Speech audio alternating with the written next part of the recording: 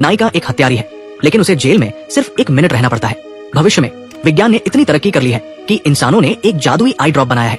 इसकी एक बूंद आंखों में डालते ही कैदी एक आभासी जेल में चला जाता है।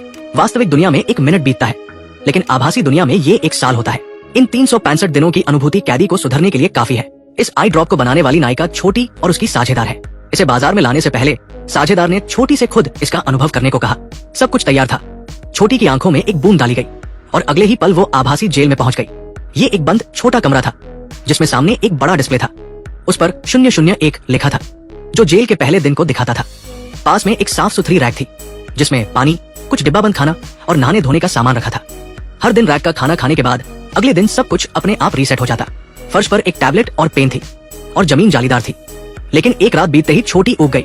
वो समय काटने के लिए व्यायाम करती, थकने पर दीवार के सहारे भेड़े गिनती। जब तक सारी भेड़े मर नहीं जाती, वो आराम नहीं करती। जल्द ही 5वां दिन आया। छोटी ने पेन से लिखना ड्राइंग करना शुरू किया।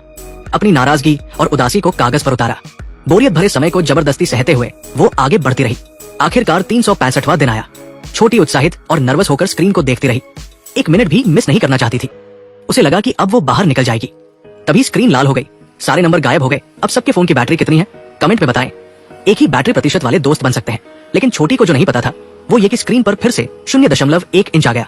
समय एक नए चक्र में चला गया। छोटी टूट गई। एक और 365 दिन सहना उसके लिए असंभव था। गुस्से में उसने डिस्प्ले पर अपना गुस्सा निकाला। काफी देर बाद वो शांत हुई और हताश होकर जमीन पर बैठ गई। अचानक एक हल्की हवा उसके चेहरे पर लगी।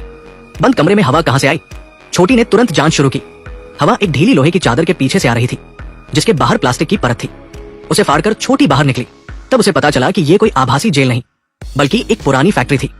उसके हर दिन असली थे। वो जमीन पर बिछी केबल्स के सहारे एक कंट्रोल रूम तक पहुंची, जहां उसके रोज खाने के डिब्बे और पानी रखे थे। एक और दरवाजा खोलते ही जो नजारा दिखा, उसने उसे हैरान कर दिया। ये एक निगरानी कक्ष था। 365 दिनों तक उसकी हर हरकत पर बिना रुके नजर रखी गई थी। छोटी ने चुपके से दरवाजा खोला, लेकिन सामने का दृश्य देखकर वो सन्न रह गई। उसकी हर गतिविधि पर नजर थी। उसे अपनी साझेदार की हरकतों पर यकीन नहीं हुआ। तभी खिड़की के बाहर साझेदार ने उसे देख लिया। छोटी ने मेज से कपड़े उठाए और भाग निकली। जब तक साझेदार पीछे आई, छोटी कार लेकर जा चुकी थी। लेकिन सड़क पर पहुंचते ही उसे सच का पता चला। शहर में साझेदार के विज्ञापन छाए थे। उसकी मेहनत से बनाया आई ड्रॉप साझेदार ने हड़प लिया था। अपना हक वापस लेने के लिए छोटी ने पुलिस को फोन किया और सारी बात बताई।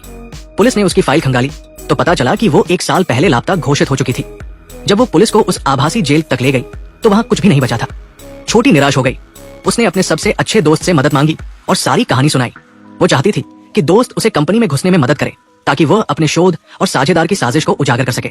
छोटी ने हार्ड ड्राइव हासिल की और कंपनी से सुरक्षित निकल आई। दरअसल छोटी ने ये आई ड्रॉप पैसों के लिए नहीं बनाया था। वो अपने भाई के दिमाग को सक्रिय करना चाहती थी, जो एक हादसे में डूबने के बाद कोमा में चला गया था। अगर ये दवा कामयाब होती तो भाई को नया जीवन मिल सकता था। आभासी दुनिया में चढ़ाई, स्कीइंग, सब कुछ संभव था, लेकिन तकनीक अधूरी थी।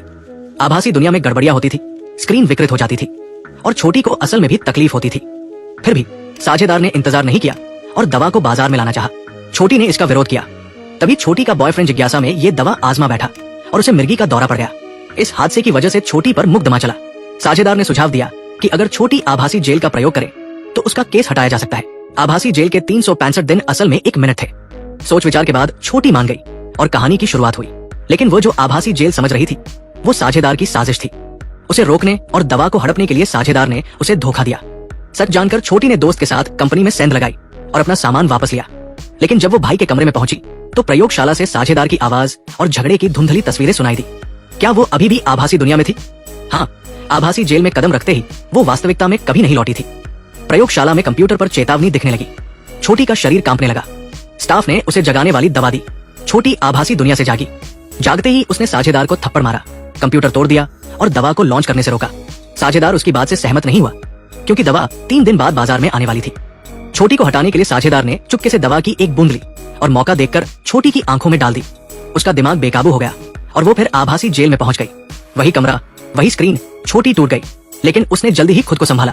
ये प्रोग्राम उसने बनाया था तो इसका तोड़ भी होगा। उसने स्क्रीन को देखते हुए अपने दिमाग को नियंत्रित किया और भेड़े गिनना शुरू किया। स्क्रीन पर दिन तेजी से बदलने लगे। असल में प्रोग्राम में गड़बड़ी शुरू हो गई। साझेदार कुछ न कर सका। छोटी फर्श से जागी और मौका देखकर साझेदार की आंखों में दवा डाल दी। अगले ही पल साझेदार की चेतना धुंधली हुई और वो आभासी जेल में पहुंच गया। छोटी की तरह उसे भी 1 साल तक इंतजार करना पड़ा। असल में छोटी ने उसे कुर्सी पर बिठाया। आभासी जेल में 365 दिन बाद समय फिर पहले दिन पर लौटा। ये देख साझेदार टूट गया। महत्वपूर्ण पल में छोटी ने उसे जगा लिया। तब साझेदार को आभासी दुनिया का डर समझ आया। तकनीक सुख और सुविधा दे सकती है, लेकिन उस पर हद से ज्यादा भरोसा करना अनियंत्रित नतीजे ला सकता है।